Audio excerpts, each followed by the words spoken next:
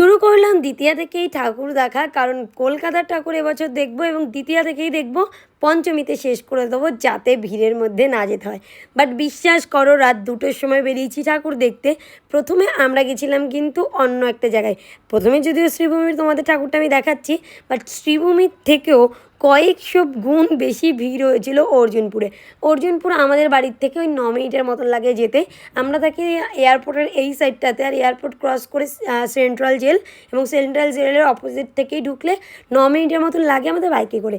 যেহেতু 9 এন্ট্রি হয়ে গেছিলো তো হেঁটে যেতে হয়েছে অনেকটা।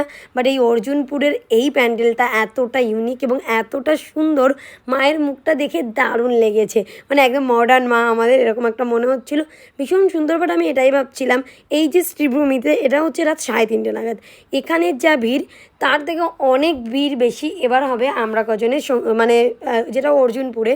বাট আমি একটা কথা বলতে পারি, শ্রীভূমির প্যান্ডেলও ভীষণ সুন্দর হয়েছে, অ্যান্ড তার সাথে অর্জুনপুরেরও। বাট অর্জুনপুরে তোমরা যারা পঞ্চমী থেকে আসবে, তাহলে আমি জানি না যে কতটা কীভাবে দেখতে পারবে কি না, কারণ অনেকটাই ছোট প্লেস। এই যে যেরকম লেক টাউনের এই সাইডটাতে অনেক জায়গা, অনেক লাইন দেওয়া যায়, কিন্তু অর্জুনপুরের পুরো একটা ভেতরের গলির মতন অনেকটা ভিড় হবে, কারণ অনেকটা ছোট জায়গা।